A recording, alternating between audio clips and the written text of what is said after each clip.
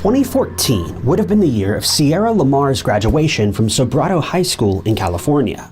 But instead of celebrating such a big milestone with her family and friends, a seat was left empty at the ceremony in her honor, as one man robbed her of her future and will be paying the price with the rest of his life. This is a true crime case that left investigators begging for answers, and detectives were doing everything they could to collect enough evidence to bring this man to justice. And as fate would have it, one surprising turn of events finally gave police the answers they'd been hoping for.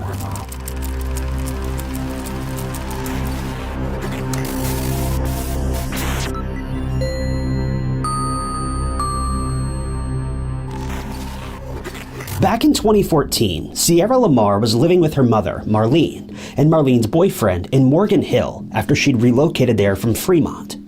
Although she wasn't thrilled at the prospect of moving to a new area, Sierra was doing well in school, where she also took part in cheerleading. Sierra is said to have had the ability to make anyone laugh. She fit in very well with the other students at her new school, and she had a very friendly personality that was easy to get along with.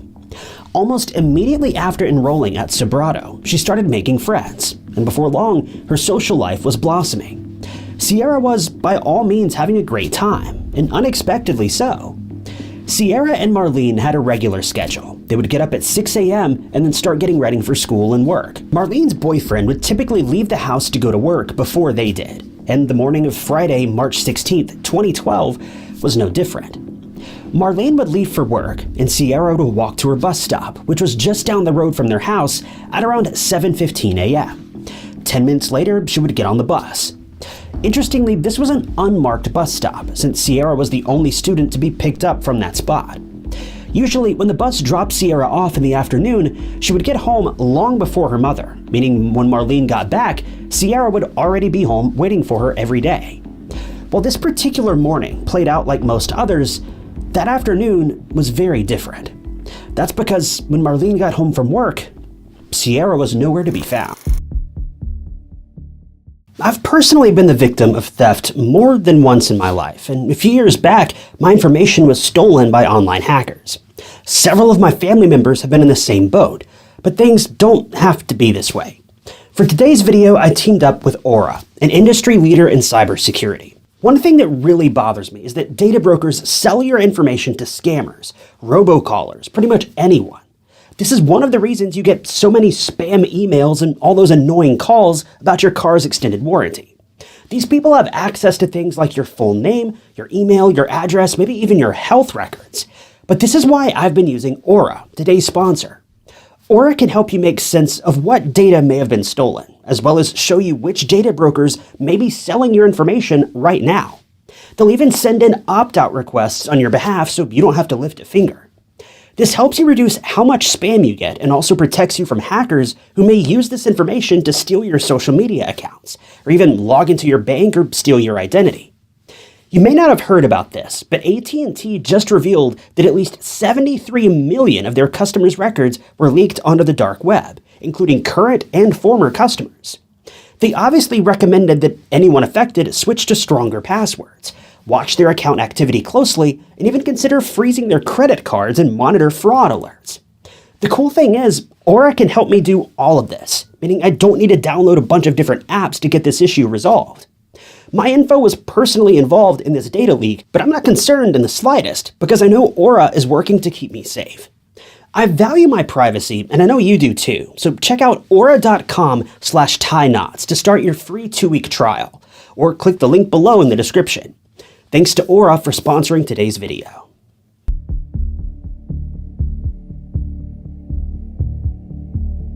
It was absolutely unlike Sierra to not return home at her scheduled time.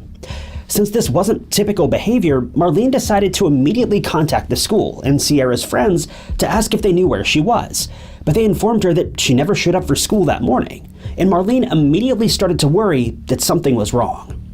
If Sierra had made plans with friends, she would have told her mother not to expect her home that afternoon, but she hadn't left a message or told any of her friends that she had plans other than her usual routine. Her mother started to panic. She contacted the Santa Clara Sheriff's Office to file a missing persons report, and thankfully they took the case seriously. An investigation into Sierra's sudden disappearance immediately commenced, with the first order of business being to check her social media accounts. It was found that she posted a selfie to one of these accounts at around 7 a.m. and that she'd messaged one of her friends just 10 minutes later. In the texts, they agreed to meet at school before they had to attend class so that they could exchange makeup and homework. Nothing particularly eventful or unusual. Now, I could easily imagine that investigators are often asked to investigate similar cases to this, only to find that the missing person decided to skip school that day. But nothing suggested that Sierra had any such plans, since her school books and clothing were missing from the house, proving she'd likely taken them with her. She'd made plans with at least one friend to meet up at school, and so investigators decided to interview the bus driver that would have picked her up that morning. But this is where the case took a sinister turn. The bus driver reported that Sierra hadn't been at her stop that morning, and the students who were used to seeing her catch the bus at her usual location confirmed this. She'd seemingly vanished into thin air, but by this point, her case was merely being treated as a disappearance, since no evidence had been found to suggest that foul play was involved. But a search of the area turned up no clues, and so investigators decided to conduct another search the following day with the help of a canine unit. The dogs followed Sierra's scent along the route that she had taken to the bus stop every day, but about halfway there, her scent disappeared. This set off every alarm for investigators, as this indicated that she was either picked up by someone that Marlene didn't know about, or that she'd been taken against her own will. What was a regular missing person investigation at first had now turned into a possible kidnapping case, but there was still no evidence to follow up on. But this changed when another search of the area was carried out on the 17th of March by a search and rescue crew, arranged by the nonprofit organization Class Kids Foundation. In a field just a few blocks away from her regular bus stop, a search party stumbled across a clue. Sierra's cell phone had been found ditched in a nearby field, just a short walk from the unmarked bus stop. This was all the information police needed to conclude that Sierra did not vanish of her own accord.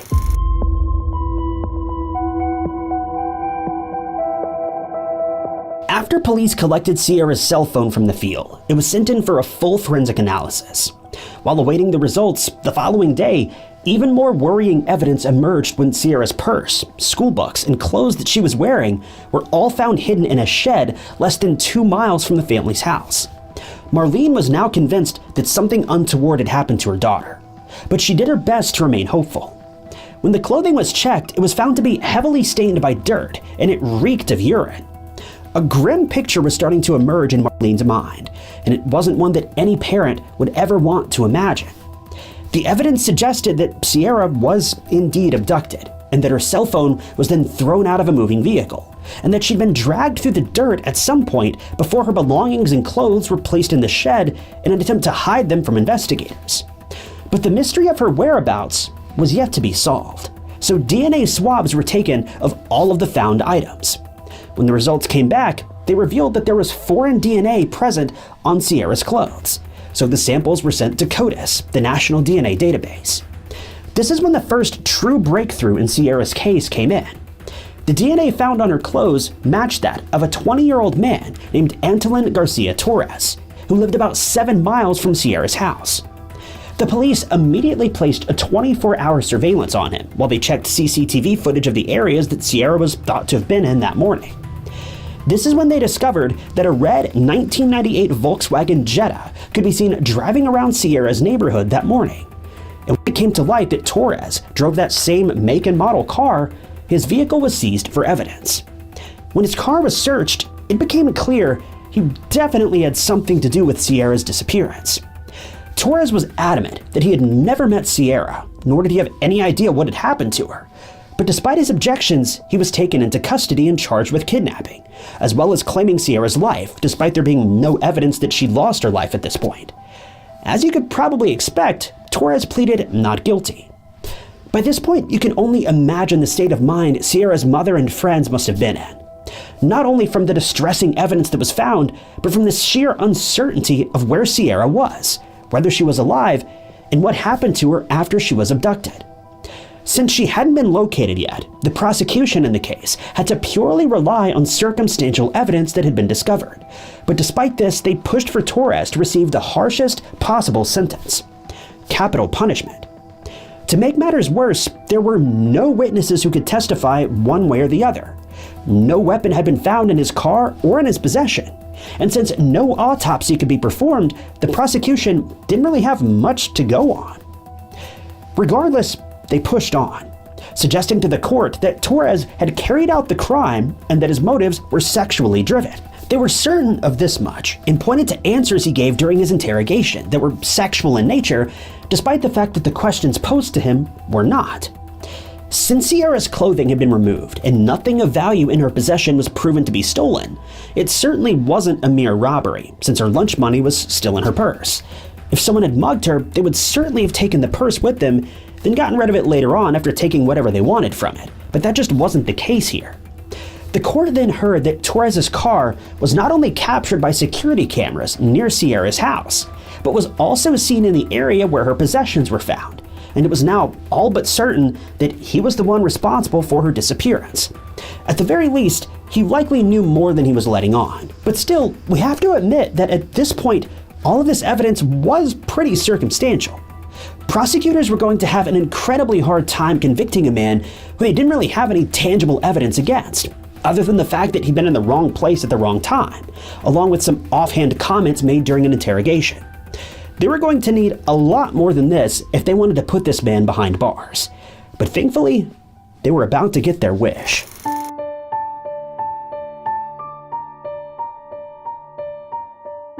Knowing that all of this evidence they had against Torres could be considered as circumstantial at best, detectives knew that they had to keep looking, and that's when they found it. As police combed through every square inch of Torres's car, they finally found something: a rope in the trunk of his car. When this rope was sent in for forensic testing, it was found to contain trace amounts of Sierra's DNA, a girl who Torres claimed he knew nothing about. Well, if he'd never met her before, then why was her DNA in his trunk? Torres claimed he had an alibi for that morning. He claimed that he was on a fishing trip at the time that Sierra went missing. But the prosecution quickly pointed out that there was a 5-hour discrepancy in the story, in which he could have easily abducted Sierra, carried out the crime, and then disposed of any evidence, including her remains. All of the evidence, despite being circumstantial, pointed to Torres, including the DNA that was found on her clothing, as this was soon discovered as to have belonged to him. But here's where things get a bit, well, weird and gross. See, Torres had an explanation for that theory as well. So Torres claimed that early that morning, he'd been driving around in his car and taking care of himself, so to speak. He said that once the deed was done, he threw a tissue that he'd used out the window, and this tissue must have landed on Sierra's clothing, which in turn placed his DNA on her clothing. But there's one major problem with this alibi. Police never publicly mentioned what type of DNA was found on her clothing. So how did he know what type of bodily fluid it had come from? As the trial continued, Torres's sordid and disturbing past was revealed, and it soon emerged that he had a history of violence against women. 3 other women, an 18-year-old, a 46-year-old, and a 36-year-old, had all accused him of attempting to kidnap them in the past while they were sitting in their cars in a parking lot. At the time of those instances, Torres was employed at a local Safeway store, and he had on 3 separate occasions attempted to abduct women in the store's parking lot. All 3 of these attempted kidnappings took place about 3 years before Sierra's disappearance, which leaves us wondering whether he ever carried out any other successful abductions that were either never reported or never attributed to him. It really makes you wonder. Whatever the case may be, during an investigation into one of those attacks, a stun gun that was intended to be used on one of the victims was found at the scene, and it was thoroughly processed at a crime lab. Inside, they found a battery that contained Torres's fingerprints, and the prosecution claimed that this was irrefutable proof that he was the one responsible, despite the fact that none of the women could pick him out of a lineup. To counter this, the defense argued that Torres's fingerprints could have easily ended up on that battery since he worked at the Safeway store and regularly restocked some of the shelves with battery packs that had been torn open. But let's be real, this was a bit of a long shot. Torres's lawyer also added that no one had been able to prove that Sierra was no longer alive, or that Torres had anything to do with her disappearance, since all the evidence that had been processed so far, as we all know, was circumstantial. Minus the rope, the DNA, the CCTV footage, the history of violence, it was clear that Torres' defense team was beginning to grasp at straws. But the story still isn't over yet, not by a long shot.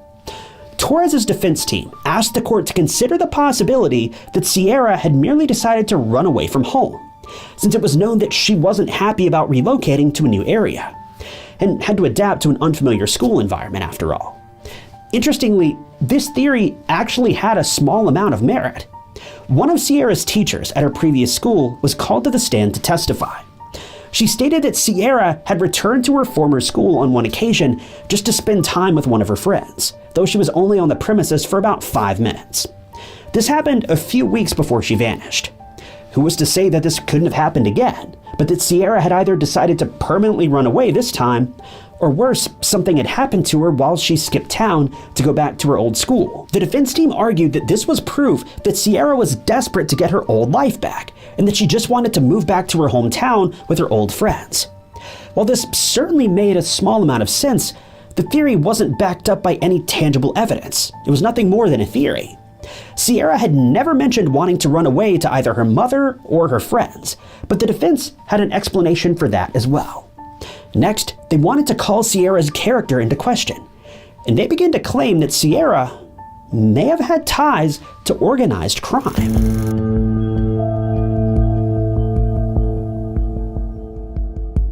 In an effort to prove this theory, the defense called some of Sierra's former school friends to the stand, and they reluctantly admitted that she had, on occasion, taken illegal substances. One friend added that on the day before she disappeared, she texted her saying she was looking forward to coming back to Fremont, where she intended to take pills once again. And this was not a good look. Her friends also confirmed that she was despondent about having to move away, but they never felt that she had any intention of running away, since she was still able to visit them whenever she wanted. Following these revelations, the defense suggested that Sierra had been abducted and lost her life to drug dealers in the area, since she likely would have had to deal with them to acquire the substances that she'd used. While this theory makes perfect sense, it was far more likely that she got those substances from someone who'd already purchased them from a dealer. But the defense had to use whatever flimsy theories they could, since the evidence against Torres was virtually irrefutable. Further proving this was their opinion on the evidence that was collected at the different scenes where Sierra's belongings were found.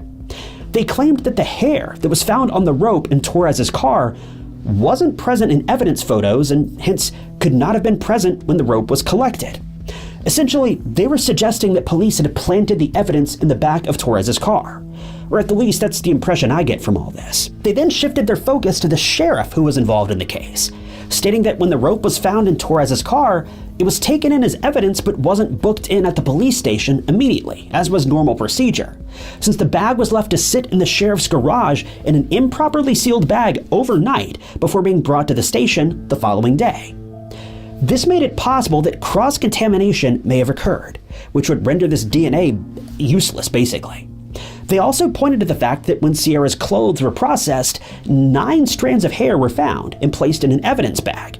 Yet, that same envelope was later checked, and one of the strands of hair had inexplicably disappeared. Since this further suggested that the evidence had been improperly handled, they asked that the court disregard all the DNA evidence that had been presented up to that point. Next, they brought it to the court's attention that there was a witness who saw something suspicious that morning that had not been mentioned before. She told investigators that she saw a brown car pull over to the side of the road, close to the spot where Sierra normally got on the school bus. They claimed that since this lead was never properly followed up on, there's a chance that someone else may have abducted Sierra, and hence it could not be irrefutably proven that Torres was responsible. If I'm being honest, I've got to admit, this was not looking good for the prosecution. These were all admittedly very good points. While I think we can all agree that Torres was, without a doubt, somehow involved, well, these theories were not looking good, and it was beginning to look like Torres may be set free. The defense then started focusing on other charges that were brought against Torres, specifically regarding the other 3 kidnapping attempts. They pointed out that the same sheriff in charge of Sierra's case was found to be an unreliable witness in another unrelated case, since he'd mishandled evidence on that occasion as well, and the case had to be retried thanks to his incompetence. Hence, they asked that the other 3 charges against Torres be dropped, since the same sheriff was also in charge of those investigations. They had successfully shifted the focus of the case from the tragedy of Sierra possibly losing her life to the plight of their client. And unsurprisingly, they didn't ask Torres to take the stand, since he would then have needed to face questions from the prosecution that he may not have been able to answer without incriminating himself. Their last effort was to paint Sierra in a negative light. They claimed that she was an unhappy teenager who was in the habit of getting high, and that she may be alive somewhere and had likely just decided to run away from home or go out on some bender of some sort. It must have been incredibly hard for Sierra's family and friends to hear these claims, since they knew that they'd been taken out of context to fit with the defense's narrative.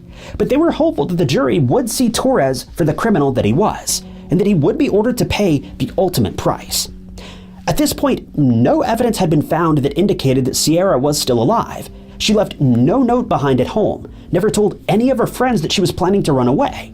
And since she'd made plans with a friend to meet up at school on the morning that she vanished, it was extremely unlikely that she decided to up and disappear without so much as a word. She would also have had no reason to dispose of the clothes that she was wearing, and it would have been nonsensical for her to leave her phone lying in a field. This would have just been ridiculous. The fact remains that Torres' DNA was found on Sierra's clothing, and her DNA was found in his car, something that couldn't merely be argued away, regardless of the mishandling of evidence. Forensic analysis clearly proved that Torres had contact with Sierra that morning, and he knew where she was at least some of that time, though he claimed to have never seen her before and they'd never had any interaction with her.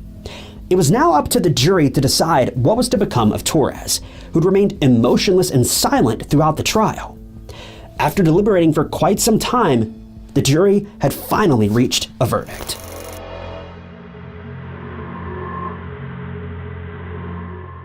After all was said and done, Torres was found guilty of attempting to kidnap the 3 women from the Safeway's parking lot, and of attempting to use a taser during those attacks.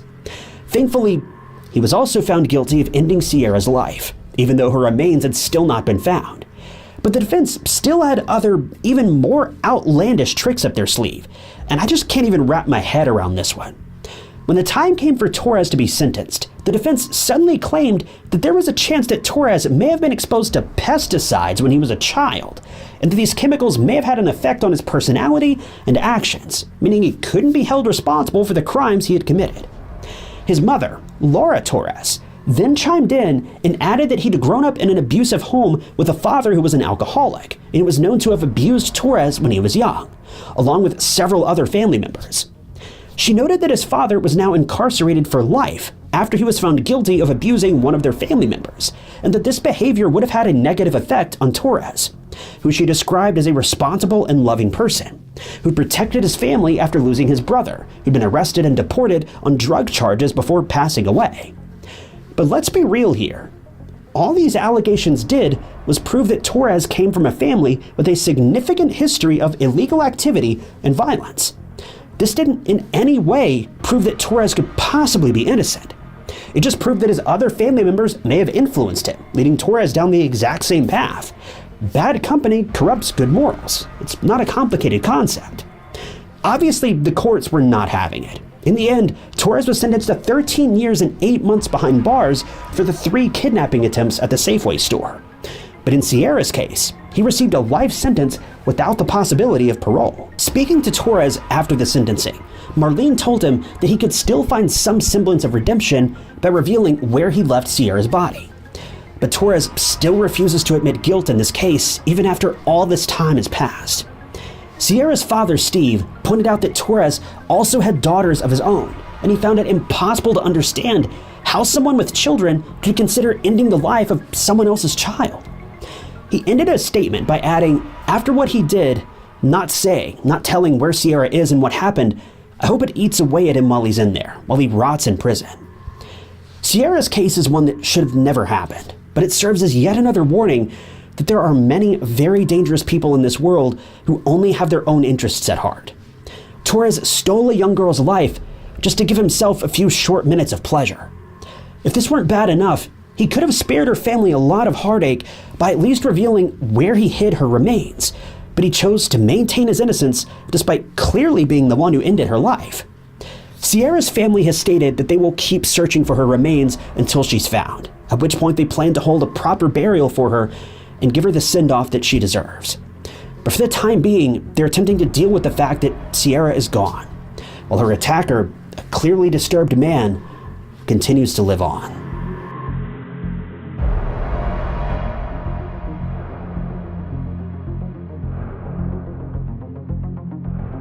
Thank you guys for tuning in to another episode of True Crime Stories. If you enjoyed this video, be sure to check out this other interesting case I covered. And don't forget to subscribe. It's totally free and keeps you up to date with all of my future videos. You can also click that join button below to support the channel and see new videos long before everyone else does. But my name is Ty Knotts, and I'll catch you guys in the next one.